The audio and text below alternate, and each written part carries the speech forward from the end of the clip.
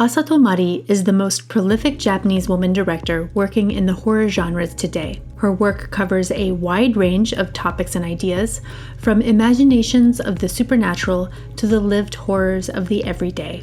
In this digital dialogue, Professor Lindsay Nelson shares her research and thoughts about the director and her films, giving us a generous introduction to one of the most exciting directors of contemporary Japanese horror. An expert on J-horror, Professor Nelson is an associate professor in the Department of Political Science and Economics at Meiji University in Tokyo, Japan, where she teaches classes on Japanese cinema and popular culture. Her work has appeared in Japanese Studies, Journal of Japanese and Korean Cinema, and East Asian Journal of Popular Culture. Her first book, Circulating Fear, Japanese Horror, Fractured Realities, and New Media, is available currently from Lexington Books. So let's start out by introducing the director herself. Can you please tell us a little bit of background about Asato and what her career is like in Japanese media industries and how she got her start? Yeah, so Asato Mari was born in 1976 in Okinawa, and I think she is well known as somebody who has worked with some of the greats of Japanese horror cinema. She was an assistant on Baron Illusion with Kurosawa Kiyoshi. She also worked with the screenwriter and director Takahashi Hiroshi, who wrote the screenplay for Ringu and other films. She worked with him on Sodom the Killer, and she started making her own films way back in 2004 and began with kind of components of popular film series. She also worked in television, and I think Bilocation was kind of her big break. And this film came out in 2012, and it got a lot of attention at international film festivals, and she was immediately kind of identified as a Kurosawa protege, with her filmmaking definitely showing a lot of the hallmarks of his filmmaking as well. But interestingly, I actually think it's an earlier film where you really start to begin to see her style, which is Gomen Nasai, which I think was released in English as Ring of Curse. And this is a film that stars a pop group, an idol group, which, like so many of those films, could have just been a little vehicle for this pop group, but is actually, I think, quite thoughtful, interesting about how sort of the invisibility of girls and, wanting attention for yourself, wanting to be seen. And we sort of there, I think, begin to see kind of the hallmarks of her style as a filmmaker, but Bilocation was definitely more widely seen. And I would say that in a sense, she is of the same generation as Ogigami Naoko and Nishikawa Miwa, maybe also Kawase Naomi. These are all women who are in their late 40s, early 50s, and kind of came of age at the same time. So, I mean, this prestige that must come with being the protege of Kurosawa, right? Kurosawa Kiyoshi, that must come with both expectations,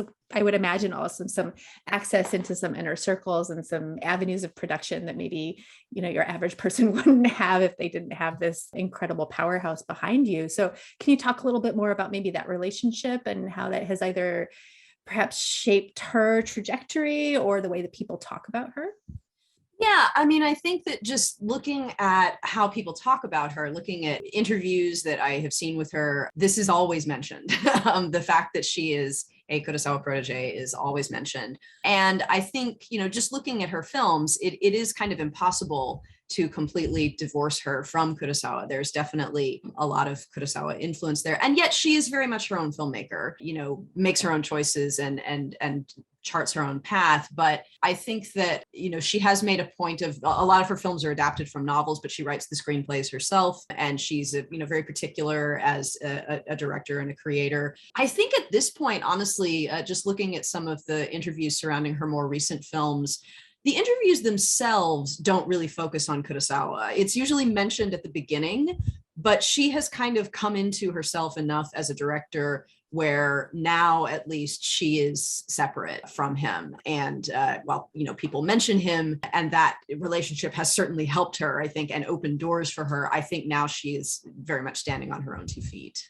So certainly at this point, it seems like it's more like sort of, we have to pay recognition to where where we come from, and then we're able to move on and stand on our own 2 feet. So you've mentioned influences and adaptations. These are two words that set off some light bulbs for me just now. But before we get to that, I think you should probably introduce maybe the scope of her films, what the flavor of them are, maybe some common themes that happen, maybe some visuals that she seems to be particularly interested over the course of her career so far. Yeah, I think she is mostly known for her horror films, but her career has actually been really varied.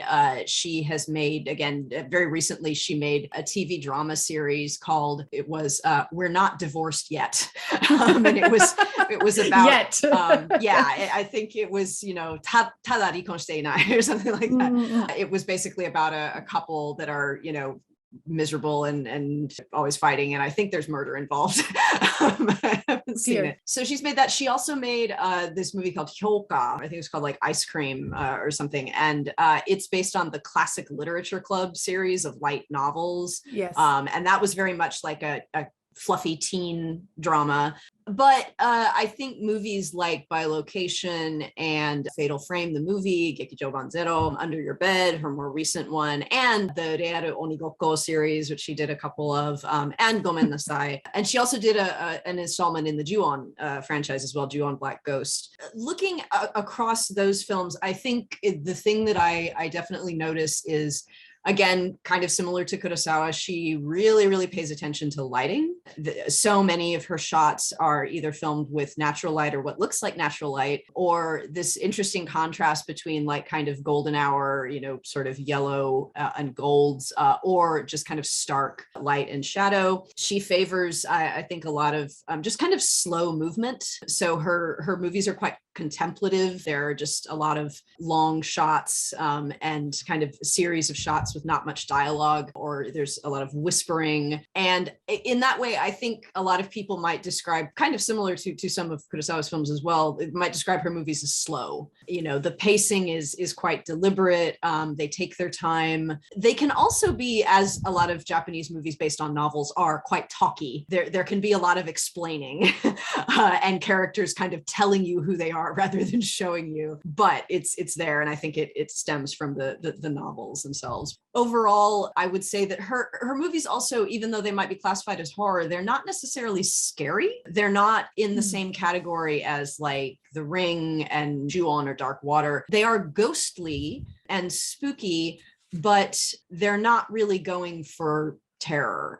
They're more about, the kind of sense of creeping dread, which I think is a feature of a lot of Japanese horror in general. But even compared to typical Japanese horror films, I think her films are a little more subdued. They're horror, but they're not super scary, I think. Wonderful observations on her style, and especially these particularities of the techniques that she uses. And then I want to ask you also about larger thematic ideas as well. But I have noticed in particular that her lighting is rather exquisite. I really enjoy the way that she lights her scenes, and clever too. There's in Fatal Frame, there's a lot of these golden hour shots, but then she has to incorporate those warm lighting tones with this ghostly hand that's happening at the same time, and sometimes even at the moment of contact between a face and a hand. So there's just you see that the hand is white and the face is yellow. This gold. Yeah. So there's a lot of craft going on with her technical abilities, or at least with the team that she's working with. I'm surprised about the pacing. I do find that some of her films are a little bit on the slow side, perhaps, but I thought that the pacing of Under Your Bed was fantastic. Actually. Yeah, Under Your Bed was a little different. Yeah. I think it moved a little more like a suspense thriller than some of her other stuff. Yeah. Yeah, it builds a sense of dread for me that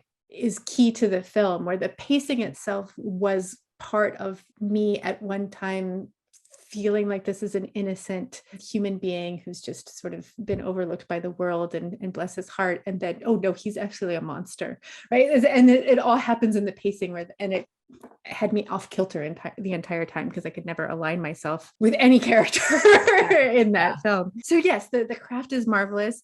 Can you speak some more about the overarching themes that you might see between pieces of her work, even though she sometimes goes off into more lighthearted fare? Yeah.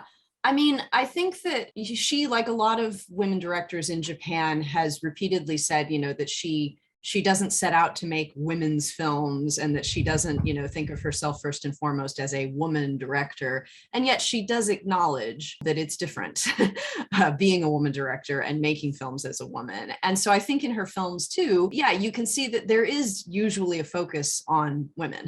And of course, that's not something that is unique to women directors, but there's a focus on women that is, I think, quite multifaceted, and that just goes a bit deeper, and that looks at a lot of different angles of women's lives. And in particular, I think the challenges of having to be multiple things to multiple people. We see this in Bilocation. I think we see it in Under Your Bed. We see it in Fatal Frame. The idea that as a woman, whether you're a housewife, whether you're a young woman, whether you're an artist, that you are constantly being forced to switch roles. And in Bilocation, I think the metaphor comes across most dramatically, where you have these actual doppelgangers, and this idea that, these women are split, and that one version of them is kind of the domestic and the other version of them is the artist. And they ultimately find it impossible to reconcile the two.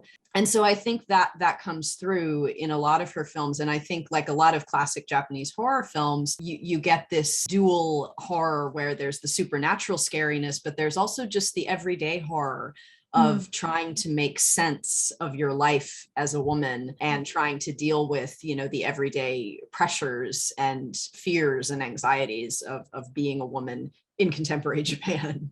We certainly see that in Under Your Bed, for sure. It has no laughing matter there. It's just sort of like a nervous giggle that I have about that, because that movie is so intense. But I think also metaphorically, right, through something like Fatal Frame, where the mother figure, the nun, the principal who's running this school, is really anything but a mother. Those dual roles, that duality, all the burdens that are being placed upon you. I'm wondering, that Asato probably has been in this position herself, to be a director who's working in industries. People probably ask her about being a woman director, as you said, asked her if she makes films that would speak to the female experience, and being in that double bind of saying, no, because there's an incredible risk to branding, typecasting, and creating a stir of rhetoric if you do that. And then wanting to make those stories anyways, and to some extent not being able to help yourself from telling those kinds of stories or being interested in them. And so I'm wondering, within the particular genre of horror, since you are a horror expert, if there's something that Asato brings to the horror genre that we're just not seeing, perhaps by directors of a different genre, of a different gender. Yeah. And I mean, I think there is a larger conversation happening right now about women making horror, because in the last 10 years in particular, we've seen a lot of films from France, from Australia, from the United States by women that are kind of reimagining certain horror standards and tropes. And I think one of the fundamental questions there is, are certain things different when they are made by women rather than men? And of course they're different, but how are they different? And is it valuable, to take some tropes or storylines that might seem kind of tired, but then reimagine them with a woman director? And I think for Asato, like for a lot of other women directors who make horror, there are sort of weird barriers that you run up against. And one of them is just the preconception of what a woman's horror film looks like. So even, I think, this happened to Julia Ducournau as well, who made Raw and Satan, where people would just say to her, I saw a softness in your film. And her reaction was always like, what? What are you talking about? Like, there's no softness. And that Asato as well, when she made Under Your Bed, one of the comments she said from, I think somebody at an audience screening, or maybe it was a critic, said, this doesn't seem like a woman's film. To which, well, what does a woman's film look like? And I think it's quite obvious that if these people had seen either of these movies and had not known they were directed by women, they wouldn't have said that. They wouldn't have had really any comment on the gender of the filmmaker, but because they know that these movies were made by women, they already have a lens through which they're looking at the films. And so I think for Asato, one of the challenges has been just to get past the bias that people already have in assuming that because she's a woman making horror, it's going to be a certain type of horror film. And I think that for the most part, she has managed to kind of transcend the label, whether you like it or not, of woman horror filmmaker. At least in the conversations I've seen with her about her films, she has managed to mostly direct the focus to the films. I think it's been a little more challenging with Under Your Bed, just because that is such a very specific film about a very specific topic, that not many women have covered. And she did talk about that. I mean, she did talk about how the filming particular scenes, the particular scenes of violence, and working with that actress in the film was probably a very different experience for both her and the actress than it would have been, working with a male director. But yeah, I think it just, it shows how for women directors in general, and definitely for women horror directors, there's this paradox of not wanting to be known for your gender, but of course being unable to escape it, and wanting to separate yourself from that label, but also, having to acknowledge that your approach is different, and that working with a mostly female crew, which she often does, is also different.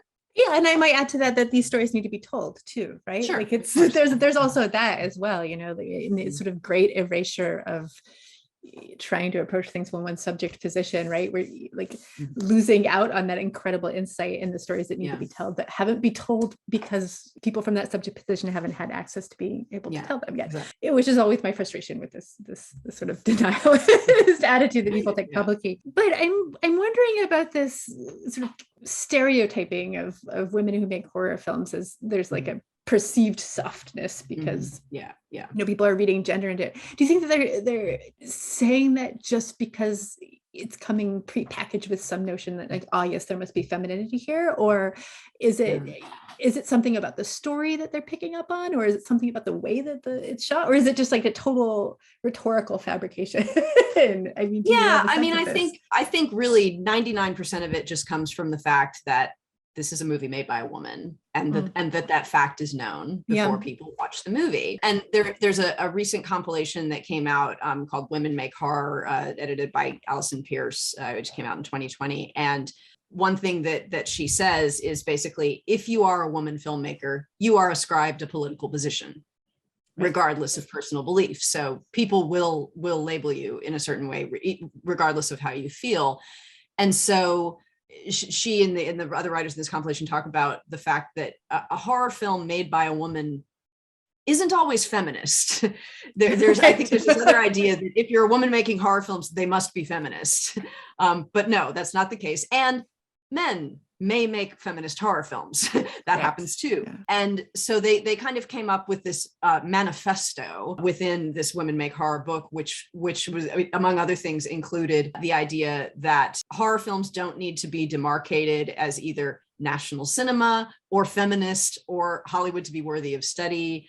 So I think it was more just about correcting a lot of the preconceived notions that people have about women making horror. So yeah, in terms of Asato's films and people's kind of reactions to them, I have to think that so much of that just comes from knowing that this was directed by a woman. So if we can throw those, preconceived notions out the window, right, to the best of our ability, right, because we might do that subconsciously anyways, is there anything about her filmmaking that does strike you as bringing something new to the table?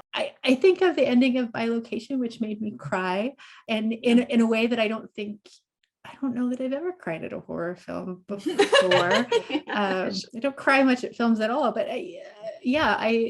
there was something that touched me so deeply with the ending of that film, as well as sort of even small moment that happened in Under Your Bed, where when he first begins to start watching her from across the street and realizes that she has a newborn. He has this comment about how her entire day is shaped by looking after this small child, and that everything that she does is her being trapped within this space. He thinks at first is because she's doing all the main the care for this child. And to me, I just don't know that I've heard many people have that insight of like what really can determine a young mother's day, right? That every moment of her day is focused and structured around this other small human being. So it's little moments like that where I go, oh, all right, we have somebody with a different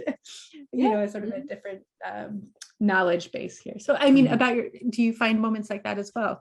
Sure. I mean, I think we have to acknowledge that to a certain extent, every filmmaker's perspective is shaped by their experiences. And of course, women's experiences are different from men's in many ways. And they overlap in many ways, but they're also different. And so when you have a woman director making a film about a woman's lived experience, of course, it's going to, I think, show more depth and more complexity. And I honestly don't know a great deal about Asato's domestic situation, if she herself has children, but just the reality of, for example, being a teenage girl, which we see in Fatal Frame, and the things that you talk about, the things that you worry about. And that film in particular, I feel like historically, when we've seen films directed by men that focus on teenage girls, of course, for one thing, they tend to sexualize them, which I think doesn't really happen in Fatal Frame, although there's a sensuality there, but it's quite different from the usual sexuality we see with high school girls. And I think just the kinds of conversations they have are perhaps more based in reality. They talk about the things that young girls actually talk about. And Asato has said herself that she made a point in that film of actually casting teenage girls, where a lot of directors will cast 20 or 22-year-olds to play 16-year-olds. She said, no, I want to cast actual teenage girls because they look different, they act different, and they do. I think it comes across. They have a certain amount of rawness or vulnerability maybe that older actresses don't have. And with Under Your Bed as well, I think just the focus on this woman's day-to-day experiences, being trapped in this house, her every movement kind of centering around, if not the baby, the home, and just, being very limited in this space. And the fact that, both of those films are based on novels, one of them, Under Your Bed, a novel written by a woman, I think, just adds depth to those depictions and adds a perspective that historically we haven't seen as often. So we just get more. I think we get more details, we get more specificity sometimes. So I'll sort of lean us away from gender, perhaps just a little bit, although it's so linked in many ways. So I've noticed that in Asato's films, we have a lot of obsession of voyeurism and looking that seems to come up, at least in the ones that I've seen so far. Cameras, like the role of the camera within the film itself and representation of cameras. So I'm wondering if you would like to speak about that at all, of your observations about the gaze or looking, voyeurism, scopophilia that happens in her films. And maybe too, like every time I get distracted by me looking at the looking, I also notice the role of sound that is playing an incredible role paired with that visual intense looking that's happening in your film. So if you could speak to those things, that'd be fantastic. Yeah, like you said, I think definitely in Under Your Bed and in Fatal Frame, there is this focus on looking and photographs, photography, kind of the nature of the image, and in bilocation as well. We have the main character is an artist who is trying to accurately recreate what she sees and is frustrated when she can't do that. And then, of course, it's a situation where what you see may not be real. What you're seeing, is it the real person or is it the doppelganger? And then in Fatal Frame as well, you have a twin situation where is it the ghost or is it the person? And then in Under Your Bed, there's a stalker, a voyeur who, is we're seeing the world through his camera in a sense. And he's seeing this woman, not only through his camera, but through his own very twisted perspective. And by the end of the movie, we really don't know how accurate anything we've seen is, because it was his version of this woman that he developed in his head. And we don't know. I think I question even that the later version of her was accurate, because I wonder, did he create this completely destroyed version of her so that he could come in and rescue her? So I think that all of these films, touch on the sort of fallibility of the gaze and of the image, and how it's, it seems to reveal, but it actually obscures. And in Fatal Frame, we have this kind of idealized image of a girl that turns out to be not at all what we thought it was. And in Bilocation, we have this kind of picture perfect image of a life that is actually fractured and splintered. And then I think that the metaphor gets even heavier in Under Your Bed, where we actually have, in this stalker's living space, he has put up massive photo of this woman that is made of like 20 pieces of paper. put together that occasionally flutter in the wind, which just shows kind of the fragmented nature of his own gaze. And interestingly, Asato said, because I think a lot of people have commented on that in interviews, and she was just kind of like, yeah, that was actually just kind of a budget issue. Because it was going to be really expensive to print out one massive photo. So instead we used paper. But she admits, she's like, yeah, but then when I saw it, I thought, oh, cool, this works really great. All of her films really are very aware of the nature of looking and the gaze and perspective and the fallibility of the image. And it because she is herself such a careful filmmaker and such, someone who is really has honed her craft, I think it makes sense that she would, put a lot of emphasis on that theme. Yeah. And what do you make about sound in her films as well? There's it seems she's inherited this legacy sometimes of limited sound and absolute sound and very careful sound design in her films. Yeah. So I've talked a little bit about this in Fatal Frame, this idea of haptic visuality and the way that the sound is kind of, or images are kind of like organs of touch. And then also her very careful use of sound in that film, of whispers, of a ticking clock, certain kinds of repeated sounds that create this kind of tapestry within the film. And that's something that I think Japanese horror has always done quite well, is this very sparing use of both music and repeated sounds to, give kind of an atmosphere of creepiness. And I think that you can see it in, Kurosawa movies like Pulse with the sound of dial-up internet, and in Ringu with, this kind of spare soundtrack and the sound of TV static and things like that. Interestingly, I feel like in Under Your Bed, it's used to very creepy effect, because in Under Your Bed, of course, there are plenty of visually horrifying scenes in that film, both of domestic and sexual violence, but there are also just really horrifying sounds. And some of the scenes of sexual violence, we don't see it, but we hear it. And that to me is in a way worse because it forces you, the viewer, to put the image in your head. Yeah, there's this moment that pairs the horror of sound and the horror of looking exactly for me as I was watching it. So he's listening to these sounds of sexual assault and then just sexual activity, which is also being forced. And he's listening to them. We see it happening first and we hear the sound, and then we cut to him listening through his headphones because he's set up a device in their house. And he's just sort of, I think, looking at the wall, looking at her picture, I think, on the wall. But the way that it's shot, is the profile sort of medium close-up shot, but it's just him. We don't see the picture, with his earphones, just sort of gazing at some, an image. And I realized in that moment, I'm sitting here with headphones on and I'm just sort of gazing at this image of this and hearing the sound. It makes you complicit. It makes you complicit. I'm this guy for a split second. Watching this ostensibly for my entertainment or why ever I'm watching this.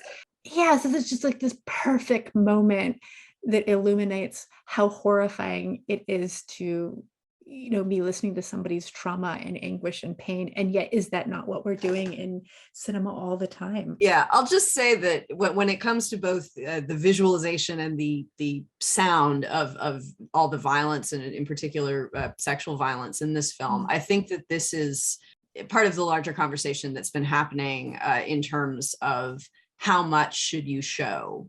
And I think the recent conversation in both TV and film has been, enough already.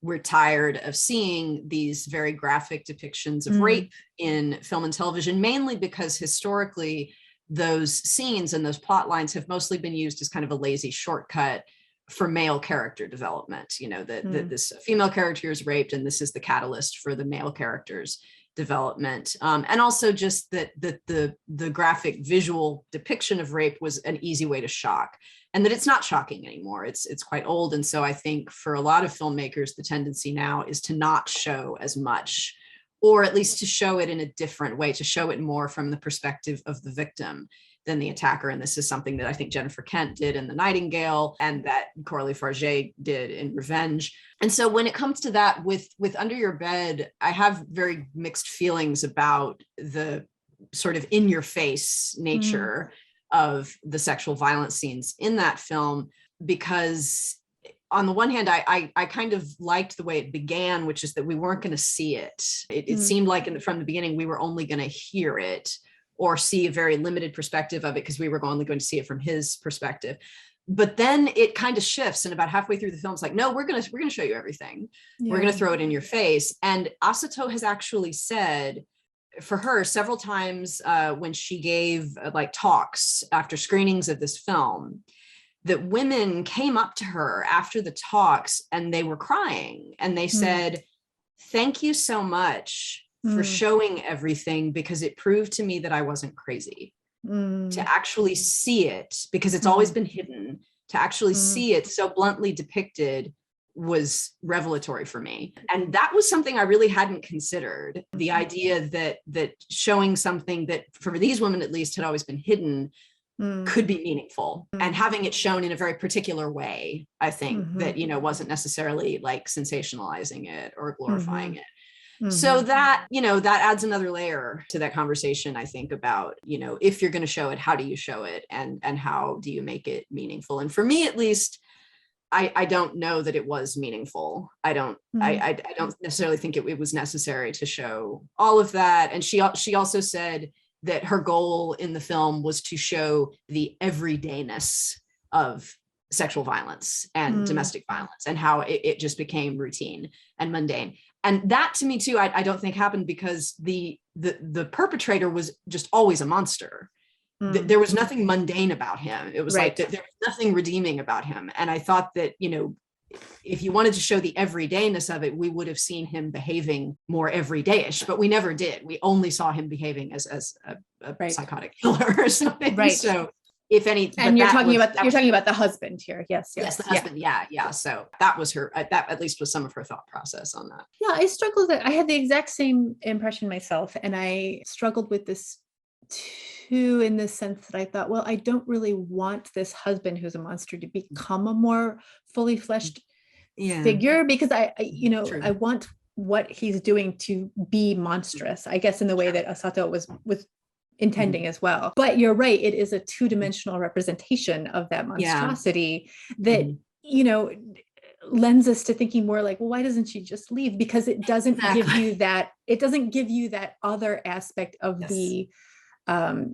toxic, violent, powerful relationship that at least at first keeps somebody there. Right. And so you're right. Yeah, I felt that was missing as well. But then I also grappled with it because I thought that would detract from the point, especially since it's being told from our voyeur's perspective, who's not focused on the husband. He's only focused on her, right? But I felt that way. I was thinking about haptics and Fatal Frame that you just mentioned, and then Under Your Bed too, and these really hard scenes that I will probably never watch again. But her body is so destroyed and so bruised, and the makeup that they've done to her to visualize that every time she is touched, I cringed. So there was a way that she shot that and created it that made me feel that character's pain at being even just touched lightly, I think. I don't know how to describe exactly what technique it is that did that, but that haptic reality, that was expressed visually. Honestly, the moment where we cut from, I think it's just a kind of everyday scene with Mitsui, to then just a full body, full frontal shot of her naked and covered in bruises is quite honestly one of the most horrifying things I have ever seen. And we can argue about whether Under Your Bed is a horror film or a thriller. Right? To me, it's absolutely a horror film, because that is truly a horrifying image, and just the way that the camera just lingers there. Yeah, it just, as some of the women who saw the film comment, it just shows everything.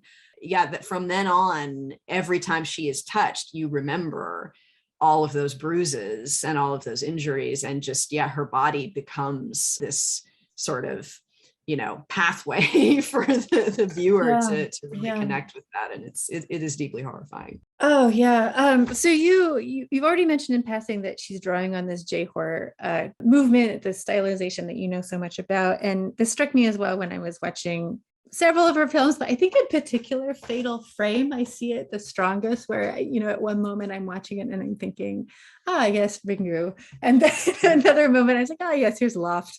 And I think Under Your Bed, there was a moment where I thought, I guess this is Audition, but it's actually flipped around in a certain way. So is she being cheeky maybe, or to what extent are you seeing this influence of J-horror in her films? I'm sure, given who she has worked with, obviously the influences are there. Interestingly, when in interviews, when she is asked about her influences, this is something that I think kind of puts her in the boys' club in a way, is that when people like Takahashi Hiroshi and Kurosawa Kiyoshi and Nakata Hideo are interviewed about, their sort of filmmaking background and how they came to filmmaking and their sort of formative influences, they all tend to list the same group of people. And it's kind of like they all went to the same school and read the same magazines. And Takahashi Hiroshi actually has very casually says like, when I was in junior high, all of us, we read the French film magazines and we all went to, and I'm just kind of like, oh, really? That was just a thing that you Sure. Sure. But they all mention, French New Wave. They talk about people like Peter Ware and Picnic at Hanging Rock. They mention Toby Hooper. They talk about The Haunting of Hill House. And so it's this very specific group of like late 1960s, early 1970s atmospheric horror. But I think that, so Asato says the same thing when she's asked about her influences. Those are the people that she mentions. And then for Under Your Bed, she very specifically said that she was influenced by Blue Velvet, particularly in a lot of the sex scenes. So I think that she, like a lot of Japanese horror filmmakers, when you look at a lot of her shots and her structure, of course, she is part of a long tradition of J-horror filmmakers who are kind of pulling from the same bag of tricks, but who are also very much drawing on these foreign filmmakers that they admire so much, who also had a thing for certain kinds of music and certain kinds of lighting and certain kinds of spooky atmospheres and things like that. So yeah, I don't know that I don't necessarily see her like satirizing it or making a parody of it, at least not yet, but it's there. I mean, she is clearly, a descendant of these films that were so influential. Yeah, I mean, Psycho, this Under Your Bed is in many ways drawing on Psycho, even to not dressing up a skeleton, but dressing up a mannequin. I think that's fascinating that you have these directors, they know each other, they're in conversation with each other, obviously, and they've sort of agreed on the list of influences that might make them look the best. Yeah, and I mean, I don't want to say like I don't want to claim that they have self-manufactured their own director personas or anything. I actually do think that, for a certain generation of Japanese filmmakers, there was a kind of group there, and it was based. They were kind of, and Tachika has talked about this as well.